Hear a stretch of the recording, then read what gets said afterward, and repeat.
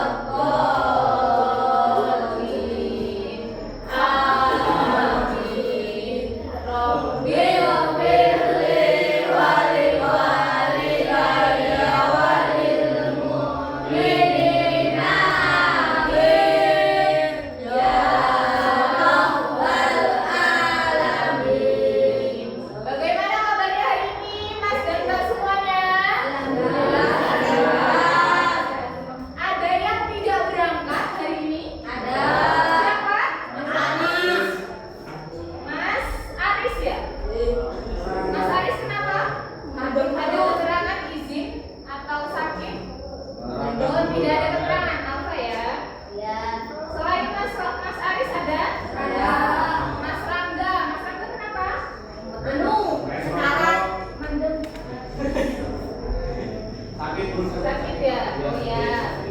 Terus ada lagi? Anastasia kenapa? Oh sakit. Ya. Sebelum kita memulai pembelajaran pada hari ini, Bunda ingin mengecek kefokusan kalian. Ya. Jadi gini, ketika Bunda bilang tepuk konsentrasi, konsentrasi dimulai. Terus setelah itu nanti setelah konsentrasi dimulai, nanti kalian menyebutkan nama kalian masing-masing. Contohnya ya, misalkan tepuk konsentrasi, konsentrasi. Mari konsentrasi, konsentrasi dimulai.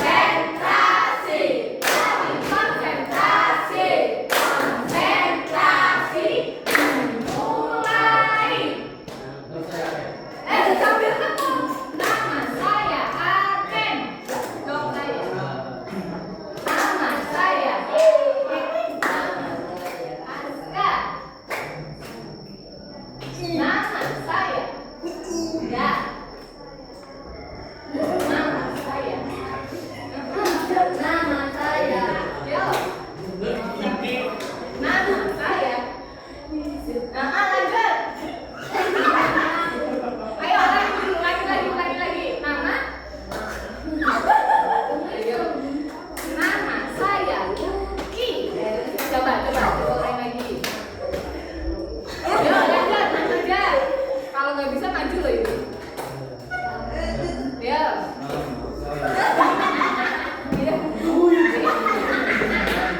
dipakai. Yo.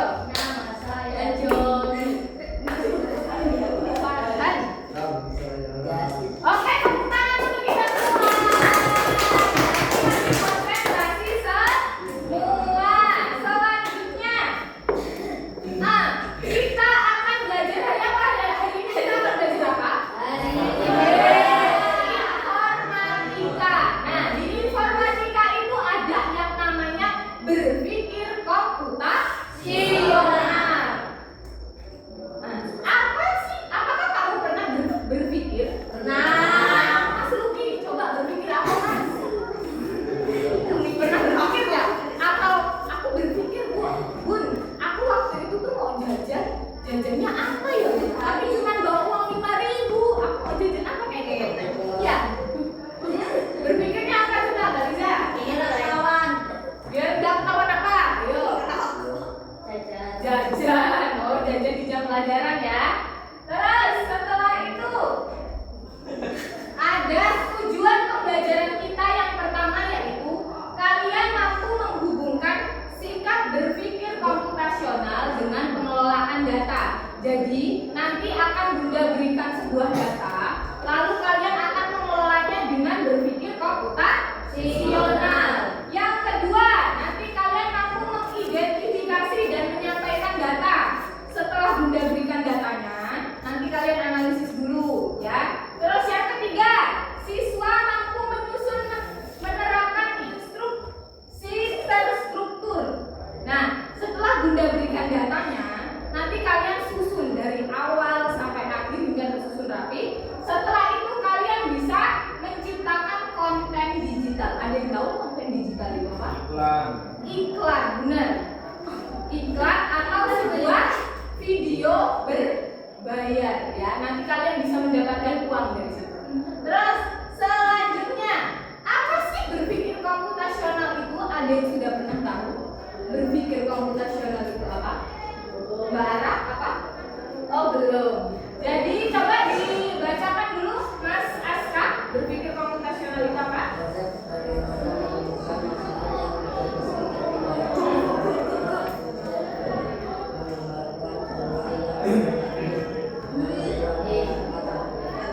Nah, jadi berpikir komputasional itu adalah kita mencari sebuah masalah.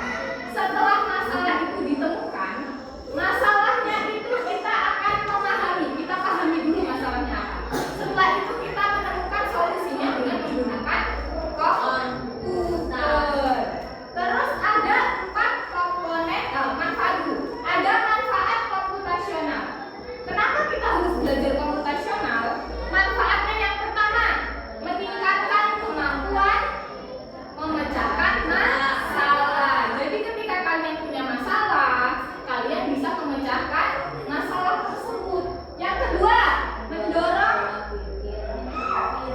logis dan sistematis. Logis itu apa? Logis itu masuk akal ya. Jadi pola pikir kalian untuk memecahkan masalah itu harus yang masuk akal. Dan sistematis. Sistematis itu apa, Mas? Terstruktur atau tersusun. Yang ketiga ada mengembangkan kreativitas dalam mencari solusi. Jadi kalian bisa solusinya bisa kalian kembangkan lagi ya. Terus yang keempat, meningkatkan kemampuan kolaborasi. Kolaborasi apa? Kolek atau bekerja sama. Komponen berpikir komputasional ada 4. Yang pertama apa, Mas Luki? Yang pertama apa? Dekomposisi. Yang kedua apa, Mas Lana? Pengenalan pola. Yang ketiga, Mas Alif? Nah, yang ketiga abstraksi. Yang keempat apa, Mas Aken? Algoritma. Kita belajar tentang yang pertama itu dekomposisi. Apa sih dekomposisi itu? Jadi dekomposisi itu adalah bagian-bagian kecil. Contohnya seperti apa? Kalian bisa lihat pada video yang sudah sediakan.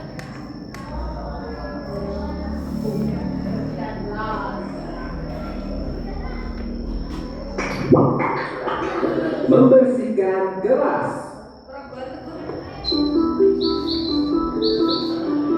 Hari Minggu ini adalah hari terakhir liburan sekolah.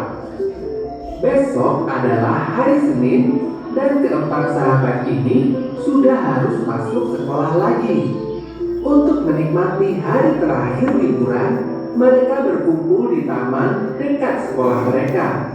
Tak terasa ya, liburan sekolah sudah hampir selesai. Iya, kita harus siap-siap bersekolah lagi. Hari ini kita mau ngapain? Aku rasanya sudah bosan bermain. Iya benar, bermain terus juga lama-lama memang membosankan. Bagaimana kalau kita mampir ke gedung sekolah sebentar? Boleh juga. Hitung-hitung pemanasan sebelum belajar. Pasti seru menjelajah ke sekolah di saat tidak ada siapapun. Benar, seperti ekspedisi perburuan harta karun ya. Katanya gedung sekolah seram kalau tidak ada siapapun. Kalian nanti tidak boleh main minta pulang ya. Tidak, kami bukan penakut. Mereka pergi ke gedung sekolah yang berada tak jauh dari taman sambil bersenda gurau sepanjang jalan. Ketika sampai di depan sekolah, mereka terkejut dengan apa yang mereka lihat. Kenapa kotor sekali gedung sekolah kita? Tak hanya halaman saja yang kotor, ruang kelas mereka pun terlihat seperti belum pernah dibersihkan sejak terakhir mereka sekolah. Padahal sebentar lagi masuk sekolah. Kenapa kelas masih kotor seperti itu ya? Kalau liburan, bukankah biasanya Pak Yanto penjaga sekolah kita yang membersihkannya? Jangan-jangan terjadi sesuatu pada Pak Yanto. Bagaimana kalau kita tanya Pak Yanto saja? Bukankah rumahnya hanya di belakang sekolah? Mereka tidak butuh waktu lama untuk pergi ke rumah Pak Yanto. Sesampainya di sana, mereka melihat Pak Yanto sedang terbaring lemah di tempat tidur. Ternyata Pak Yanto mengalami musibah dan kakinya cedera. Loh, bagaimana kalian bisa sampai di sini? Bukankah kalian masih liburan? Kami tadi mampir ke sekolah, Pak. Iya Pak, dan kelas kami masih kotor. Jadi kami bermaksud untuk memberitahu Bapak. Ternyata Bapak kecelakaan ya? Iya, Bapak tidak sengaja jatuh dari motor saat hujan deras, sehingga Bapak tidak bisa membersihkan gedung sekolah. Apakah keadaan sekolah benar-benar sangat kotor? Iya Pak, halaman penuh daun kering. Rumput liar juga sudah tinggi. Dan kelas kami penuh dengan debu Pak. Aduh, padahal tepat sebelum kalian liburan, Bapak sudah membersihkan semuanya. Bapak kira tidak akan sekotor itu sekarang. Baiklah, nanti sore akan Bapak bersihkan. Keempat sahabat itu saling memandang. Mereka semua berpikiran sama. Bagaimana Pak Yanto bisa membersihkan seluruh sekolah sementara dia sedang sakit? Pak Yanto istirahat saja. Biar kami yang membersihkan sekolah. Iya benar, biar kami saja yang membersihkan kelas. Mereka pun menawarkan diri untuk membantu membersihkan sekolah. Benarkah? Kalau begitu, bersihkan saja ruang kelas kalian ya. Sisanya biar Bapak yang urus. Ini kunci ruang kelasnya.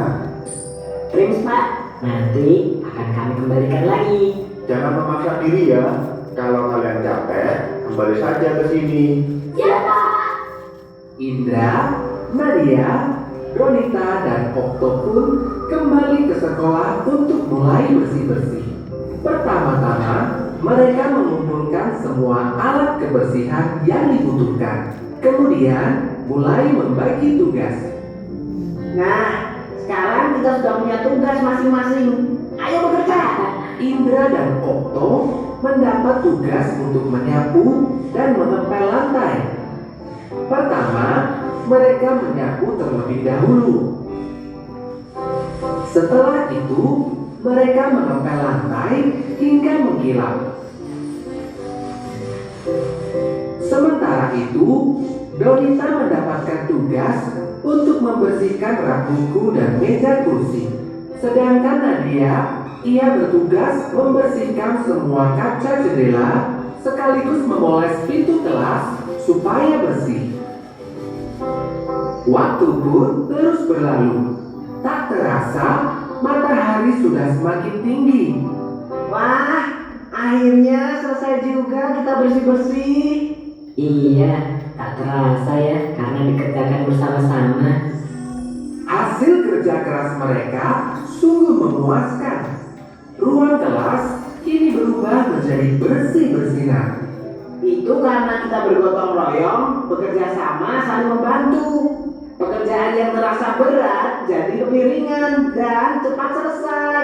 Terus untuk kita semua, kelompok Indo, Indra, Nadia, Donita, Okto. Karena sudah selesai, yuk kita kembali ke Pak Yanto untuk membalikan kunci. Tunggu sebentar. Sebaiknya kita ke sana juga tidak membawa tangan kosong. Kasihan Pak Yanto. Benar juga. Bagaimana kalau kita belikan buah-buahan? Kita sisihkan uang saku kita sedikit untuk membeli buah. Ide bagus. Yuk segera kita lakukan. Mereka pun mengumpulkan sedikit uang saku mereka untuk membeli buah. Setelah membeli buah, mereka kembali ke rumah Pak Yanto untuk mengembalikan kunci. Kalian malah repot-repot membawakan buah. Dengan kalian membantu membersihkan kelas saja, sebenarnya Bapak sudah terbantu. Santai saja Pak Yanto. Tadi kami bergotong royong dalam membersihkan kelas. Jadinya cepat selesai dan terasa ringan. Kalian memang patut diaturi 4 jempol. Demikianlah akhir kisah 4 sahabat yang selalu kompak ini. Pesan dari cerita ini adalah gotong royong merupakan budaya Indonesia yang harus kita lestarikan. Dengan bergotong royong, semua pekerjaan menjadi lebih ringan dan cepat karena dilakukan secara bersama-sama. Nah, dari video yang sudah kalian lihat tadi, apa permasalahan yang muncul pada sahabat-sahabat tadi itu? Sahabat tadi. Apa permasalahannya? Sekolahnya kotor, kelasnya kotor. Nah, terus kalau kita sandingkan dengan konsep dekomposisi. Dekomposisi itu tadi apa? Permasalahan yang besar kemudian dilakukan dengan bagian-bagian kecil, diselesaikan dengan bagian-bagian kecil. Ya. Jadi caranya tadi membersihkan kelas gimana? Mereka yang pertama membagi tugas. Yang Indra tadi tugasnya apa? Menyapu. Okto mengepel. Terus tadi yang perempuan Donita apa? Membersihkan rak buku. Terus kalau yang satunya tadi Nadia mengelap kaca. Nah, jadi dari masalah yang besar tadi kan banyak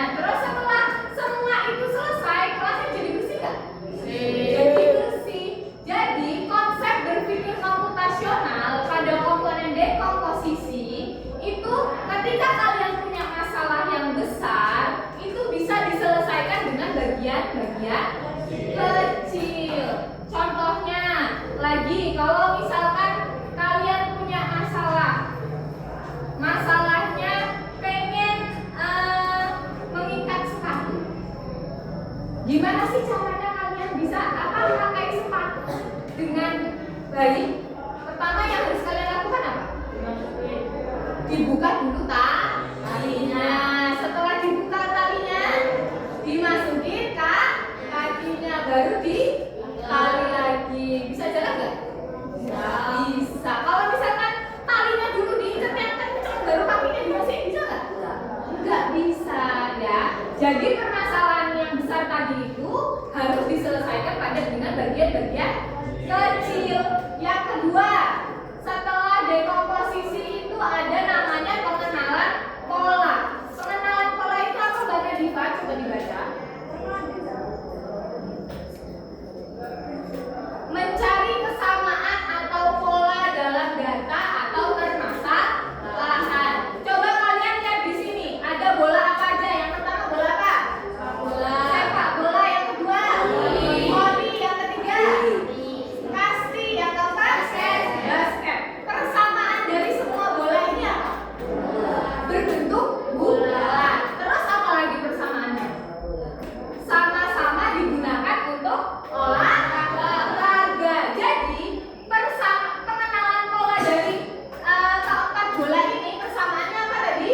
Berbentuk bulat, berbentuk bulat dan digunakan untuk berolahraga. Lalu yang ketiga, ada yang namanya abstraksi. Coba Mas Gali baca Mas, abstraksi itu apa? Ya, yuk dibaca coba. Menyaring informasi yang penting dan meninggalkan yang tidak penting. Contohnya ini lagi mau ngapain? Jalan-jalan. Ketika kita mau jalan-jalan, apa hal yang harus kita lakukan pertama kali?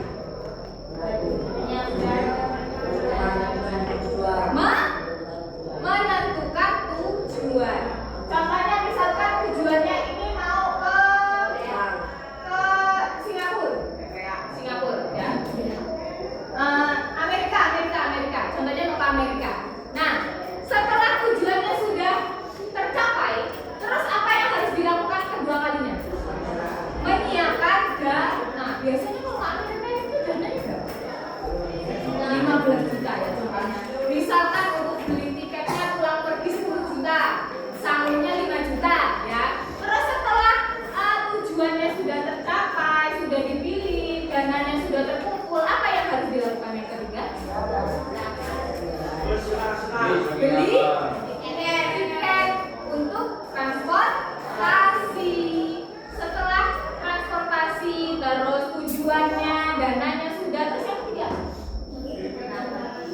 menentukan tanggal, menentukan tanggal pemberangkatan. Jadi ketika kalian membeli tiket tadi, kalian sambil menentukan tanggal pemberangkatannya, ya.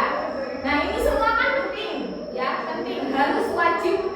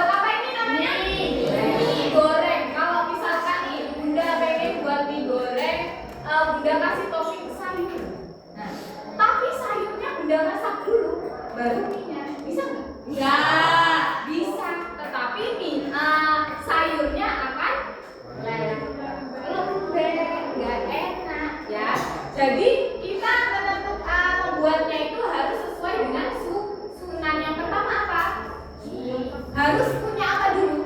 Punya mie-nya. Kalau kalian pengen buat mie, tapi mie-nya nggak ada gimana?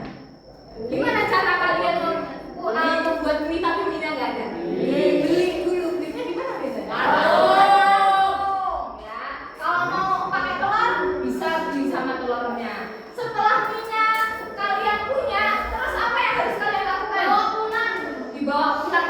Setelah dibawa pulang, terus dibuka dulu, langsung dimasukin, Mas. Bisa nggak, Tam? Bisa nggak? Nggak bisa. Jadi kita buka dulu bungkusnya, kita keluarkan mie-nya. Terus setelah itu apa? Ambil panci. Pancinya diisi nggak? Diisi. Terus setelah itu dihidupi kompornya sampai airnya mendidih. Setelah sudah mendidih, dimasukkan mie-nya. Sambil menunggu mie-nya matang, kita buka bumbunya udah apa coba? Saus, minyak, sama penyedap. Dibuka semua. Terus setelah itu, setelah mie-nya matang, ya Pak ini disaringkan atau disaring. Setelah disaring, kita dimasukin ke piring. Setelah itu, siap disajikan. Oh, diudek dulu biar merata rasanya ya. Biar cita rasa dari mie gorengnya itu terasa. Setelah itu baru dimakan. Nah, dari 4 komponen tadi ada apa aja komponennya? Dekomposisi. Terus yang kedua, pengenalan pola. Yang ketiga, abstraksi. Yang keempat baru algoritma.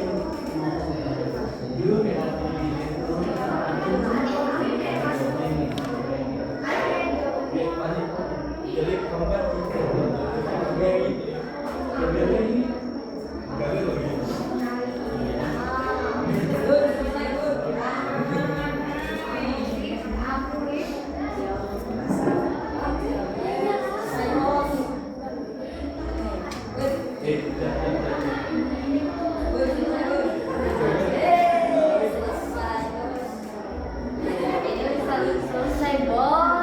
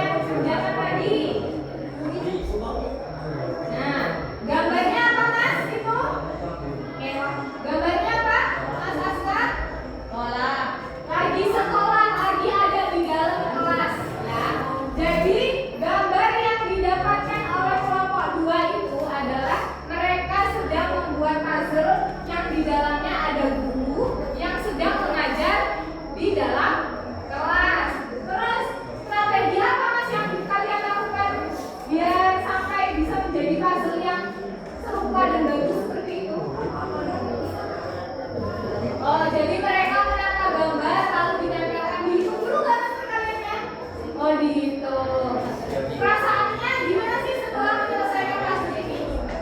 Bangga. Berarti mereka bangga bisa menyelesaikan kasusnya ya. Oke mas, ditutup. Silakan.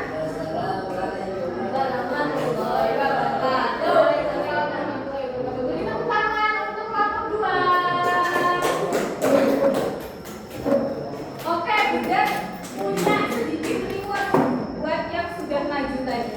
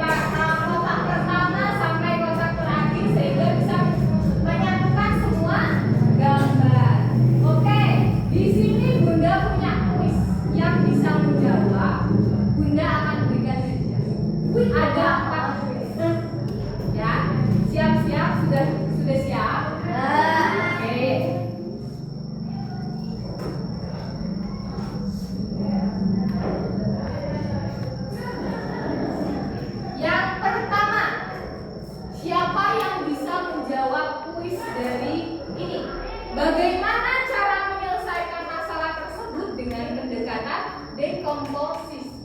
Ya, Mas Luki bisa menjawab. Ini gambarnya apa, Mas? Baju apa? Baju kotor. Terus cara menyelesaikan masalahnya dengan pendekatan dekomposisi gimana, Mas?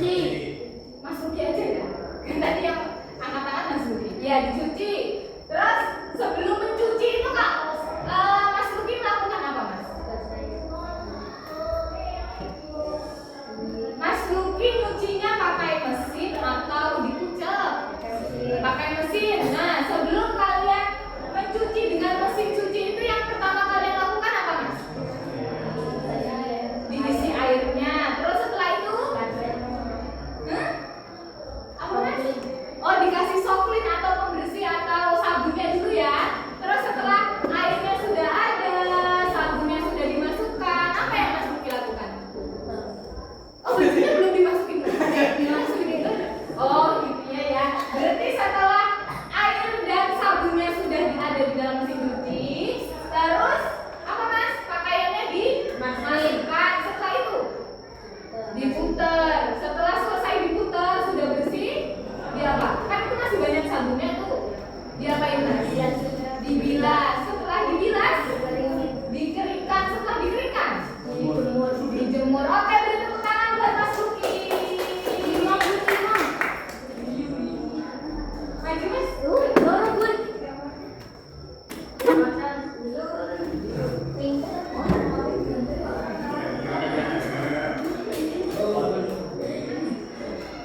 Oke, terima kasih Mas Luki. Pertanyaan yang kedua. Siap semuanya? Pertanyaan yang kedua. Perhatikan pola berikut.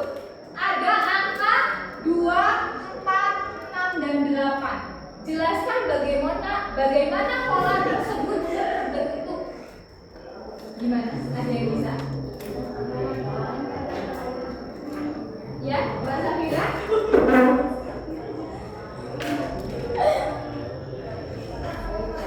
Polanya apakah berarti dari 2 ke 4 itu polanya apa? 2. Oh ya, benar. Dari 2 ke 4 itu polanya 2. Terus dari 4 ke 6 polanya 2. Dari 6 ke 8 polanya 2. Setelah 8 berarti berapa? 10. Oke, beri tepuk tangan buat Mbak Safira. Dari pola yang sama berapa, Mbak? Polanya yang sama berapa? 2. Oke, maju, Mbak.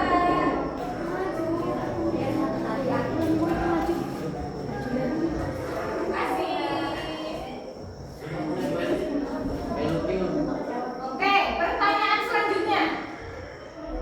Bagaimana cara Iki itu ya boleh Mas Alif maju. Boleh. Bagaimana cara Iki menuju ke partai Perang Emas? Dengan menggunakan pendekatan abstraksi. Abstraksi itu tadi apa? Melakukan hal yang penting dan meninggalkan yang tidak penting. Gimana caranya, Mas? Yang pertama dilakukan penyiapan dana. Biasanya kalau dana ke Perang Emas dari Sri Bawono itu berapa, Mas? Kalau misalkan sampean mau ke Perang Emas tapi rumahnya sampean di Sri Bawono, biasanya budgetnya habis berapa kalau bensin? 50 paling banyak ya. 50. Terus buat masuk ke Perang Emasnya berapa? 2000.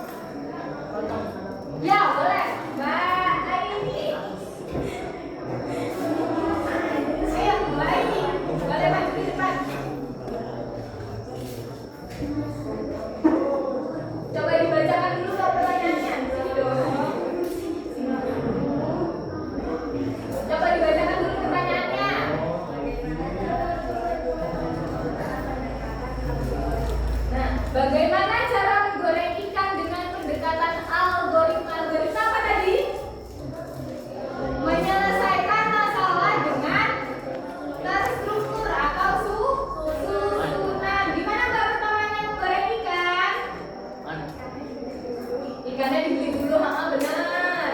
Terus setelah dicuci, gak dibetekin nggak? Tadi saya itu dulu apa bentuknya? Dibuang kotorannya. Oh, belinya sudah bersih, ya boleh. Belinya sudah bersih, terus dicuci lagi sampai di rumah. Dikasih bumbu, setelah dikasih bumbu, siapkan minyak, terus dituangin ke kemana nih dituangin minyaknya ya? Wajan. Setelah itu dinyalain kompornya, benar. Terus ditunggu sampai minyaknya panas. Setelah minyaknya sudah panas, digoreng. Terus kalau udah matang, sebelahnya kan baru sebelahnya nih yang digoreng baru sampai matang. Terus setelah itu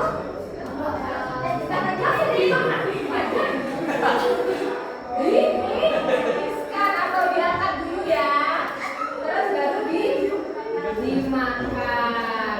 Oke, beri tepuk tangan buat Mbak ini.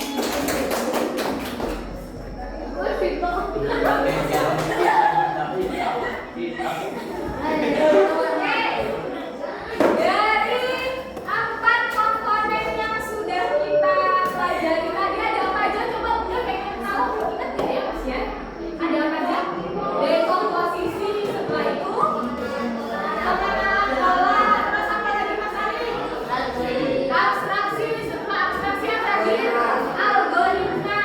Nah, kesimpulan dari 4 komponen berpikir komputasional itu apa? Jadi berpikir komputasional itu bukan hanya untuk pemrograman ilmu komputer, tetapi bisa digunakan dalam kehidupan sehari-hari untuk menyelesaikan masalah secara efektif dan terstruktur atau sesuai dengan susunan. Oke, dari sini ada yang ingin ditanyakan lagi?